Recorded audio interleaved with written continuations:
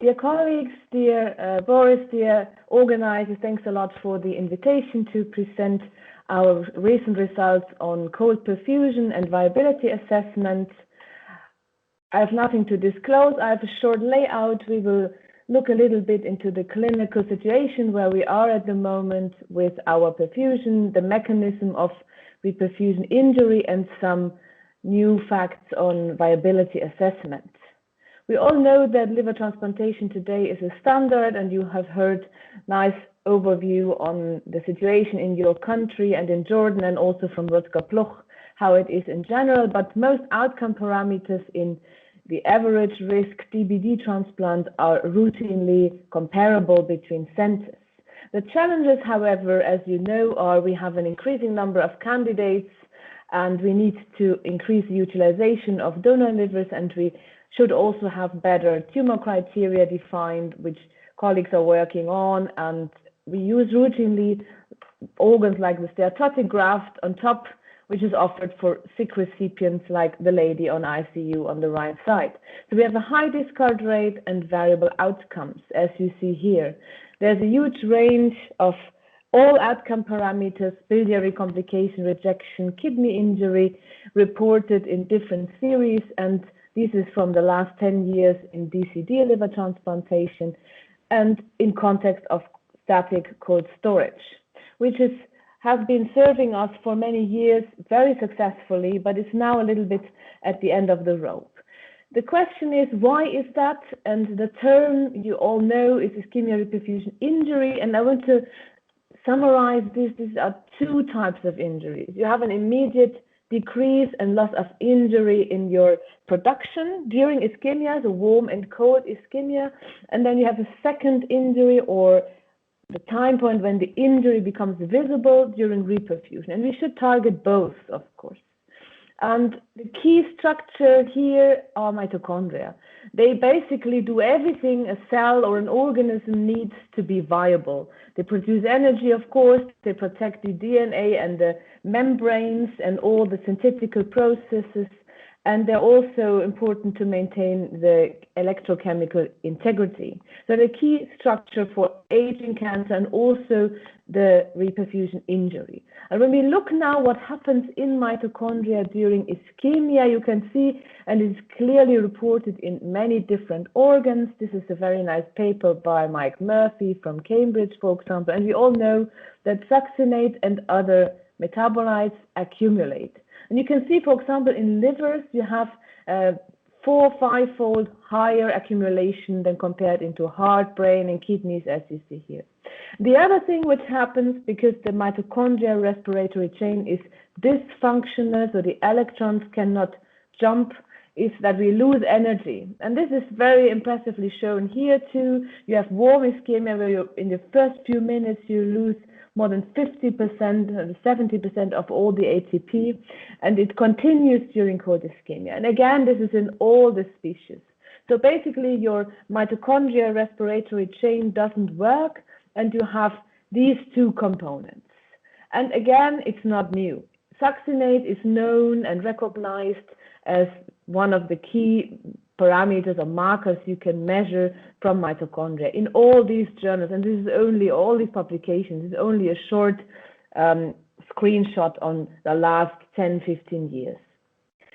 So basically, the electron transport is blocked, and you see here summarized by the review articles from London again. Succinate accumulates because complex 2 and 1 are just static. And at the consequence, at the end of the respiratory chain is the loss of ATP. And this nice gentleman from Wisconsin, James Southard, has said it many times back, many years back, that there's a lack of energy and the organ needs to breathe. And as soon as our tissues, all the tissues of mammalian animals or also human beings get reperfused under normothermic conditions, that's the key moment when the injury becomes visible. And you see, this is a nice overview from the team in Amsterdam. It's already quite old, but you see in the first few minutes, the ROS release happens. And everything else, like inflammation, is only downstream. And the other thing I want to highlight in this slide is The parameters we discussed before, like succinate or ATP and also ROS, are either time-consuming to measure during machine perfusion, or they are difficult to measure because ROS molecules are small, they disappear through the membrane, and between the cells, they go everywhere. So it's difficult to quantify and to capture these few minutes to use this as viability parameters. The key problem during warm reperfusion is that the succinate, which is accumulated, is metabolized, and this is too quick metabolized because the respiratory chain is not prepared for this event of getting warm, different to hibernating animals, for example. And the clinical consequence, you see here all solid organs on the left, is the same. It's basically a dysfunction, we all know that, and the graft loss. And that's what we want to prevent. And the second consequence is an impaired or reduced utilization rate. This is a recent summary of 2016 to 18 utilization in US, UK, and Switzerland, and you can see the DCD organs are very poorly utilized, 26, 34%. In Switzerland, it is a little bit better because of our cold machine perfusion we use, but overall utilization is poor and differently defined by different centers. Why is nature now protected? Because we have some mechanisms in our cells which have been established over millions of years, and one is hibernation. There's a natural resistance. These animals, they sleep, this shut down their metabolism, breathing rate, heart rate, oxygenation, everything shuts down, and mitochondria are the trigger for that. And when they get warm again, they have no reperfusion injury. And this is known for many years. And another nice animal living in Siberia, for example, is this wood frog. You see one of the candidates here. And he's protected from this succinate accumulation. He's living in the red area here, and you see that's minus 48 degrees. You know that better than me. And the wood frog accumulates 40 times less succinate compared to the mouse. So there are mechanisms known to that. And this is a review by Mike Murphy again, and you have basically two options. Either you protect or prevent the injury during ischemia, so no succinate, or prevent or block ATP breakdown, or after reperfusion, you try to run behind the ROS molecules and try to block the succinate oxidation. And our idea is now to do that in between. So we want to change something during ischemia, at the end of ischemia with machine perfusion. And we did a little survey earlier to ask what do we expect from machine perfusion. It's basically, we all know it, more than almost 90% said we want an organ repair, less complications, better function, and we want also to know if the organ is repaired so we can finally increase utilization rate. This is an overview of the currently available devices for cold perfusion. You see the liver assist, of course, and the machine from James Guerrera in New York, and you see also the VitaSmart, and all are used in clinical studies, in randomized trials, and this is not new. Everything I say today is not new. So, for example, Starzer and also Volker Beltert have already advocated cold oxygenation many, many years back. A pulsatile pump, hypothermia, 8 to 12 degrees, you can see it here, and high oxygen. And you see also these devices in these cars were considered transportable at that time. This is one of the papers from James Guerrera, just to show one of him. He has been the pioneer in 2010 in liver transplantation, and already at that time, or here with the orphan organs, he has shown that you can protect from biliary complications. What are we doing now today? You know, we use both devices, Liver Assist and VitaSmart, and we perfuse essentially at least 2 hours at 6 to 10 degrees, and with a high oxygen concentration. We perfuse mainly after cold storage, and it's a pressure-controlled perfusion, and despite this low pressure, we achieve all cells in the liver. You see that green graft here with a fluorescent stained, and including the tip of the common bile duct, we achieve all the cells using Belzer UW solution. If you look at what has happened in the last years with retrospective clinical trials, it's very similar. All the teams from Italy, Switzerland, Netherlands, and James from the US pump in an average 2 hours, 3 to 4 sometimes, and after cold storage. And the range of cold storage before perfusion is 4 to 14 hours. The longest cold storage is done by the Italian group with 14.5 hours in median. And the question now is, how much oxygen do we need? And there's good data from the kidneys, for example. And we know from the life port that oxygen is lost very quickly if we don't add it. So if we have only the 20 kilopascal in the fluid as fish used to live, we have not much oxygen. And when we look what happens in mitochondria, you can see that on the right side, with low oxygen, you will not build any ATP.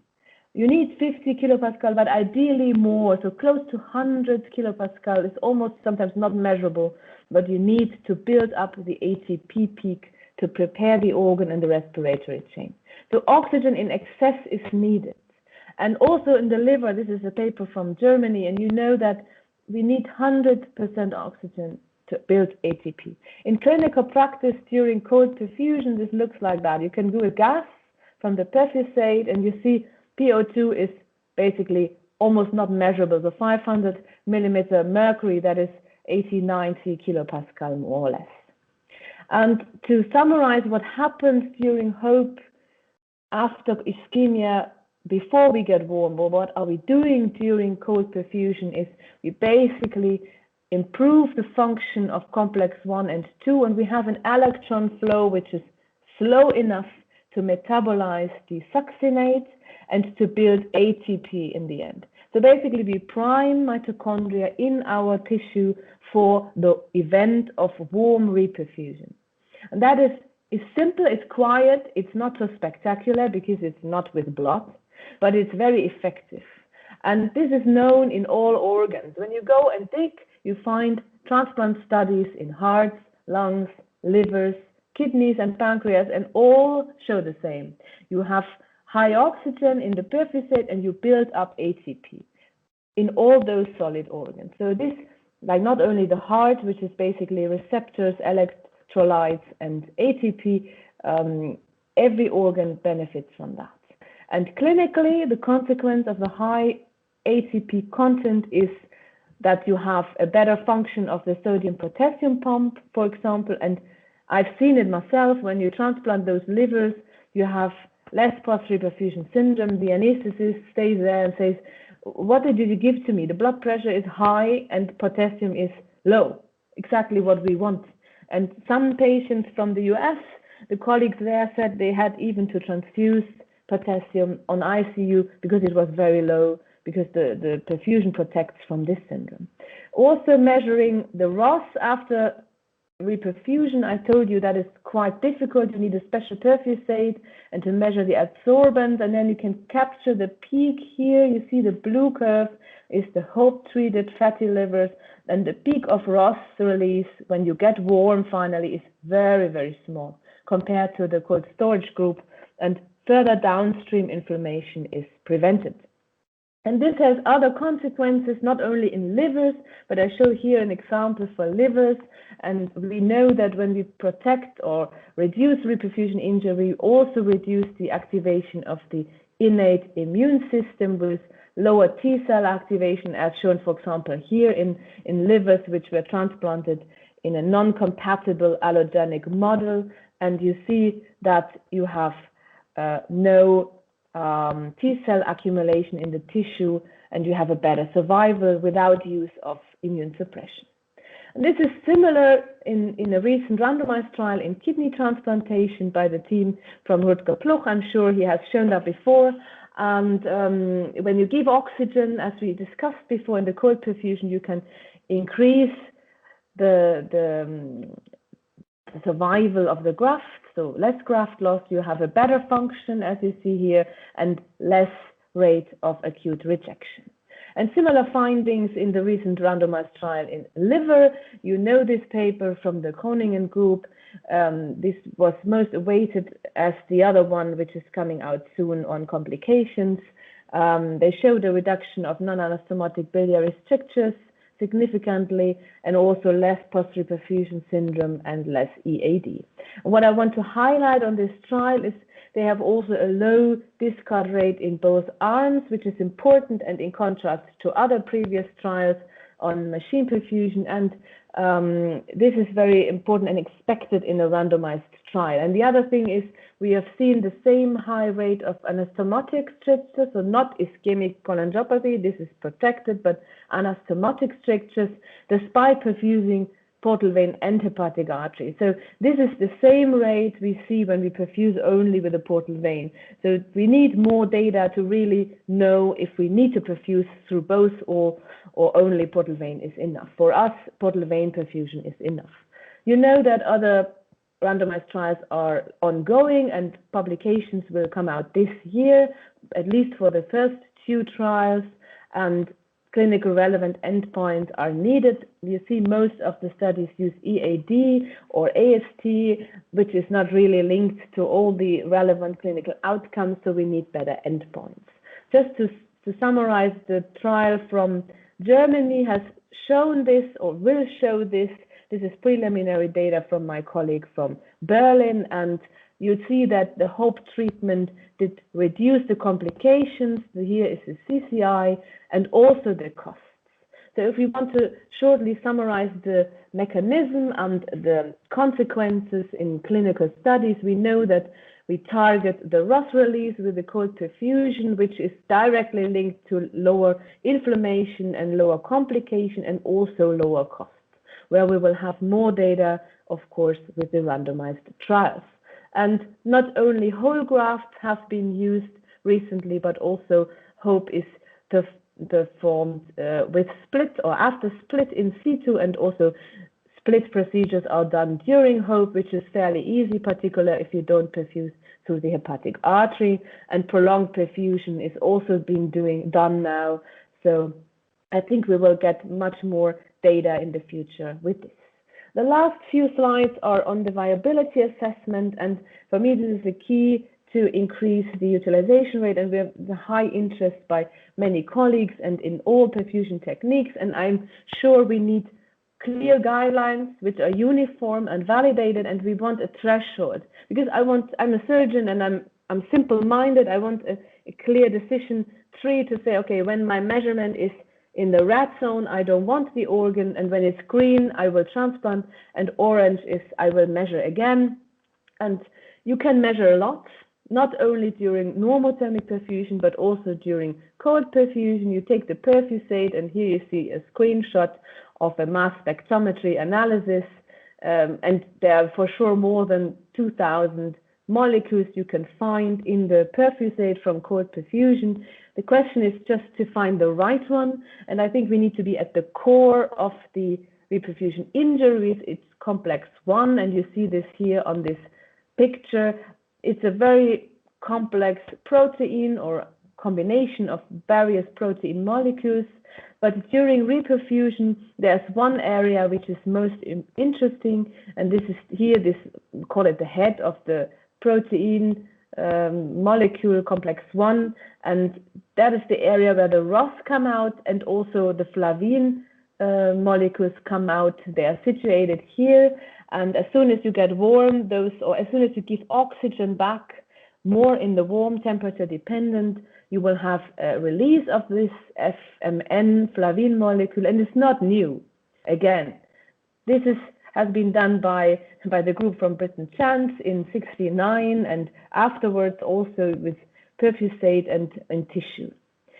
So what are we doing now today? We take the perfusate. You see one of those grafts here, and you see the perfusate. We take the perfusate and put it in a plate reader. This is a simple spectroscope, and we read with a certain wavelength. You can see here 560 nanometer, or fluorescent you can read with 525, and we get a certain value of FMN. You see that, for example, on this graph here on the left side, you see all the dots are transplanted human livers, and we measure this, and you can link it to lactate, to function INR, for example, and you can also link it to graft loss.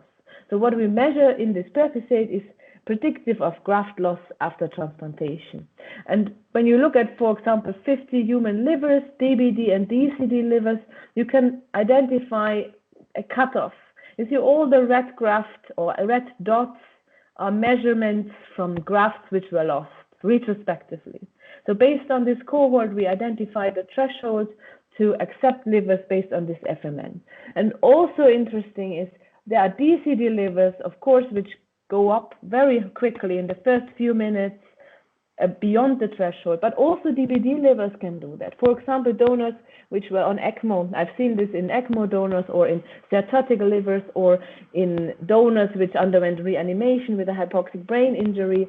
This can lead to very high FMN values too. So we are not really sure by just looking at the organ or looking at the history of the donor what we will have with the FMN measurement, and the other way around. We have also DCD livers. You see here on the left side all the black points, loads of DCD livers which are perfectly well metabolically transplantable. And this is, for example, the fatty liver. You see the steatotic graft increases with the measurement very quickly in the first 30 minutes beyond all threshold compared to the blue DBD graft. So what can we look at? Just 2-3 more slides. You see here is the perfusate, the red curve is the PNF liver, and we can also look at complex 1 mitochondria, so we can stain it. So this area where FMN is released is stainable, and you see the red curve here with the PNF loses the FMN. So the staining is less illuminating in green here compared to a healthy liver which has an immediate function. And this is, of course, corresponding to tissue analysis. So when you take the tissue from those livers and measure, you see, of course, that the healthy liver has a higher FMN in the tissue because it is remaining in there and it's a staining positive in contrast to the primary non-function graft. And we have also validated this FMN with many colleagues from 9 centers, and these are more than 600 perfusate samples from liver transplantations perfused with HOPE before, and you see that FMN correlates beautifully with graft loss in both with the mass spectrometry and also with the perfusate measurement with the spectrometer. And other groups are starting to look into that, Rutger Pluch as well, and this is a group from Cambridge, for example. They looked at other techniques like warm perfusion and kidney. So I'm sure FMN works also in other organs, but this is, for example, kidney, and you see the discrimination between functional grafts and no function. And there's a similar graft loss or graft acceptance and graft loss curve with NRP. So they took NRP plasma and measured FMN and could predict liver acceptance within the first 30 minutes of normothermic regional perfusion. Overall, to summarize, I think whole perfusion is easy and cost effective. We need more data as always, and it protects mitochondria before getting warm. And currently we know that it prevents downstream inflammation, biliary complications, and so on, immune activation and cancer recurrence. And it's also a useful tool to assess viability with the mitochondrial markers, where we will produce and have more data in the future. The ongoing randomized control trials will present more results for us, and we are validating the markers. And with the better collaboration in the last 3-4 years, I'm sure we will be able to have larger cohorts to assess more specimens from perfusate and perfused organs and tissue to finally have a common sense and a validated parameter construct for viability assessment. And in the future, I think the preservation technique will be tailored according to the risk factors we have. And I would like to thank you again for the invitation and your attendance. And there are many people involved in many countries now, and I'd like to thank all of them for the contribution with the last 10 years, and thanks again for your attention.